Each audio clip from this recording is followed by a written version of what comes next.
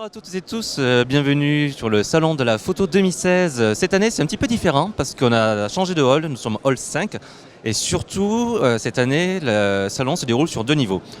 Là pour le moment nous sommes chez Olympus, mais toute la journée nous allons couvrir les principaux constructeurs pour vous montrer leurs petites nouveautés et essayer de prendre la température. Bonjour à toutes et tous, on est sur le stand d'Olympus pour l'OMD EM1 Mark II que nous avions déjà vu à la Photokina. Ce coup-ci nous avons le droit de mettre une carte mémoire dedans. Sur le côté, le premier emplacement c'est de l'UHS 2 et comme il fait de la rafale à 18 images par seconde en obturation mécanique ou à 60 images par seconde en obturation électronique, le tout sur des images de 20 millions de pixels, on va prendre quelque chose d'un petit peu musclé, c'est-à-dire de la 2000X. Et là pour David, on appuie ici, on se met en rafale rapide, voilà, et j'ai besoin de Victoria. Pour un petit headbang. Allez. À 3, vas-y, baisse la tête. Et à 3, tu remontes. 1, 2, 3. Bon, normalement on fait ça avec des guépards, mais on n'avait pas sous la main. Et nous allons tester le mode Pro Capture. Là, on passe à 60 images par seconde. Donc c'était un petit aperçu des capacités de l'Olympus OMD EM1 Mark II, surtout du côté de la rafale et de la stabilisation. Donc rendez-vous en décembre pour le test complet. Nous sommes toujours sur le salon de la photo et ce coup-ci sur le stand de Fujifilm. Il y a énormément de monde pour une raison qui est bien simple, c'est que pour la première fois en France, on a droit au Fujifilm GFX, qui est donc le premier moyen format numérique de la marque, qui ressemble à un très gros X-T2, à la différence que le capteur fait donc 39 x 45 mm pour 51 millions de pixels. Nous avons également les 6 différents objectifs proposés par Fujifilm qui seront également disponibles 2017. Les premiers sont là-bas, ils seront lancés en même temps que le boîtier. Il s'agit du 63 mm, du 32-64 mm qui est un équivalent 25-50 et du 120 mm macro qui est un équivalent 95 mm. Donc il va être très très bien pour faire du portrait. On a tendance à beaucoup entendre que l'année 2016 a été catastrophique, que l'année 2016 a été un cauchemar, l'année 2016 ça a été une galère pas possible. Peut-être du point de vue des constructeurs, mais en tout cas du point de vue du public, il y a toujours le même intérêt, il y a toujours la même passion, il y a toujours les mêmes questions qui reviennent. Donc en vrai, ça fait plaisir. Voilà, donc la photo est très loin d'être morte. Au contraire, je vois pas mal de jeunes et des très jeunes qui sont avec leur smartphone, qui posent des questions, des personnes qui sont plus âgées. On a rencontré des lecteurs qui utilisent des appareils un petit peu anciens qui n'existent plus forcément. Et c'est un très bon endroit pour échanger entre passionnés et vous verrez, c'est quand même vachement plus sympa que les forums. Donc on a décidé que nous allons faire une séquence les lecteurs rencontrés numériques ou vice versa, puisque cette année nous n'avons pas de stand, mais apparemment, peut-être à cause de ça, nous sommes reconnus dans la rue. Et monsieur avec moi avait une remarque sur les tests. Bonjour. Oui, une demande on va dire. Donc ce serait d'avoir des tests sur les accessoires, donc style télécommande, timelapse, etc.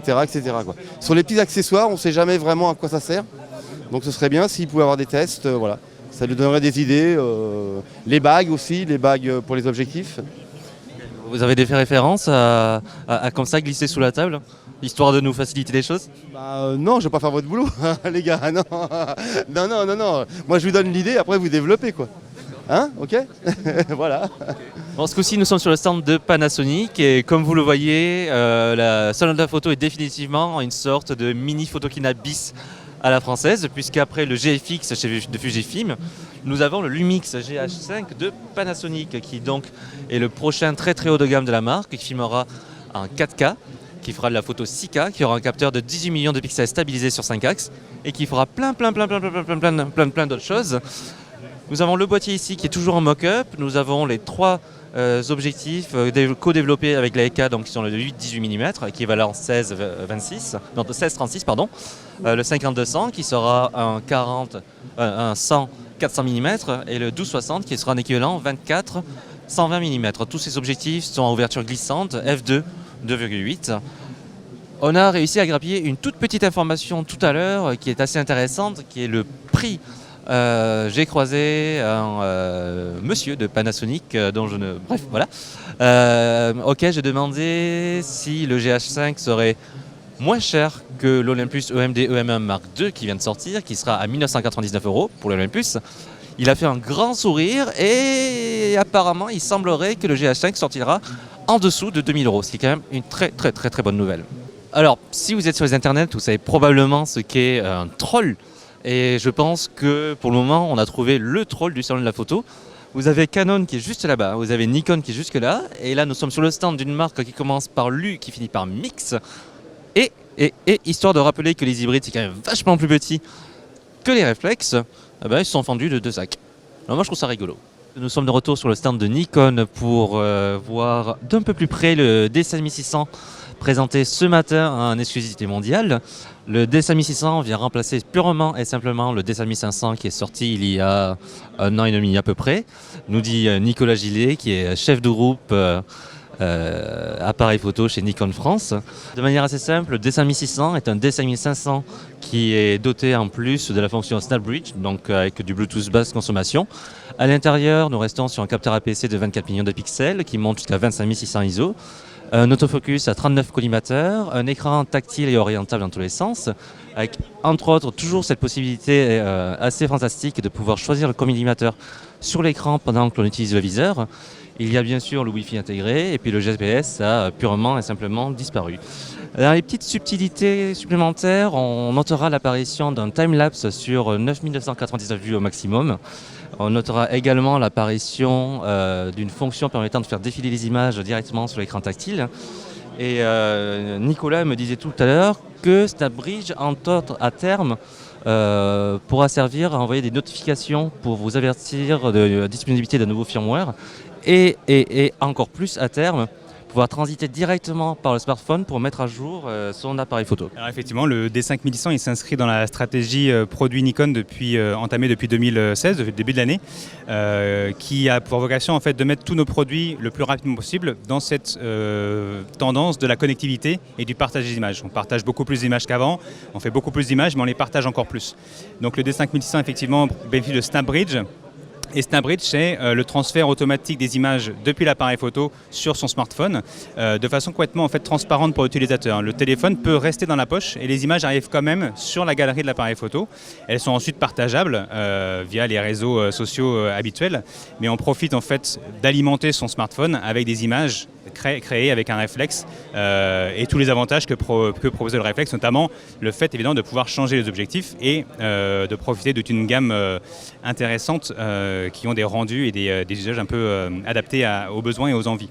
Question très très bassement matérielle mais hautement importante. Le D5600 arrive le 24 novembre en France à 899 € en kit avec le 1855 VR. La question que les lecteurs ont déjà posée ce matin est est-ce que le tarif des D5500 et D5300 va baisser ? Les tarifs en fait sont pas impliqués. Comme j'ai dit, le 5600 en fait s'inscrit dans la continuité du 5500. C'est vraiment on pouvait pas en fait mettre à jour le 5500 d'un point de vue software, puisqu'en fait il va bénéficier d'une puce Bluetooth matérielle et hardware, mais il s'inscrit dans la continuité. Donc on n'a pas en fait de fin de vie du D5500 d'une baisse de prix. On remplace simplement en fait le produit sur les linéaires le plus rapidement possible, comme tu l'as dit, le 24 novembre. Richard, j'ai vu que tu avais un petit peu joué avec le EOS M5, qui est donc le hybride le plus ambitieux pour le moment de la part de Canon. Est-ce que tu utilises toi-même un hybride ou quoi d'autre ? J'ai un hybride de chez Fuji. Je m'en suis servi pour faire un voyage autour du monde pendant un peu plus d'1 an. Et c'était déjà une super bécane. Alors, si j'ai bien compris, la particularité de celui-là, c'est qu'il il a un assistant focus, c'est ça, ou quelque chose dans le genre ? Il a un capteur dual H-Pixel qui marche plutôt bien, voire très très bien. Ouais, il marche très très bien. Non, la qualité est géniale. L'objectif qui est adapté en plus est carrément canon. Donc, point de vue technique, je ne suis pas un grand technicien de la photo, mais en tout cas, l'appareil est extrêmement qualitatif. Il donne envie d'être bien pris en main. En termes de prix, c'est à combien ce genre de bijoux là ? De mémoire, c'est 1149 € boîtier nu. Ouais, c'est super abordable. Non, c'est génial, ça permet justement à des personnes qui ont envie de se faire la main, de pouvoir se faire la main sur des appareils qui sont extrêmement qualitatifs, à des prix extrêmement intéressants. Ça, c'est une super bonne nouvelle pour le monde de la photo. On a besoin de voir tout le monde entreprendre. Il y a beaucoup de gens qui ont peur de ça, de l'investissement, des nouvelles personnes. Enfin, beaucoup de gens ont tendance les photographes notamment, ont assez peur la propension que prend donc il y a de plus en plus de gens qui se mettent à la photo du fait de la facilité avec les iPhones et les choses comme ça. Moi je trouve ça super intéressant. Au plus il y aura de regards qui se porteront sur notre terre et sur le monde, sur tous les sujets qu'il y a à prendre en photo et au plus la photo grandira avec tout ça. Donc c'est une super chose que vous fassiez des prix aussi abordables sur des appareils aussi charmés. Ce sera mon petit point du jour. Merci Richard. Voilà, non, 1149 €, apparemment, ça ne choque pas. Et nous terminons notre tour du Salon de la Photo 2016 par le stand de Sony, où le constructeur présente trois nouveautés. L'Alpha 99 Mark II que nous avions déjà vu à la Photokina, le RX100 Mark V que nous avons déjà testé en début de semaine, et l'Alpha 6500 qui arrivera d'ici quelques semaines et qui pour le moment n'est qu'à l'état de prototype, enfin de version non finalisée. Le 6500 est très semblable au 6000 et au 6300. On reste sur du capteur APC de 24 millions de pixels. À la différence notable que ici, il est stabilisé sur 5 axes, dont une stabilisation qui est inspirée des Alpha 7, mais qui a été légèrement redessinée pour qu'elle soit le plus compacte possible. Autre très grosse nouveauté de l'Alpha 6500, l'écran orientable à l'arrière et tactile, enfin, ce qui permet d'avoir un meilleur contrôle de l'image. Ensuite, la rafale passe à 11 images par seconde sur 269 images. Le vidéo est toujours en 4K et en Full HD de manière très classique. Et pour l'avoir un petit peu testé il y a quelques jours, l'autofocus 4D AF fonctionne désormais de manière parfaitement fluide.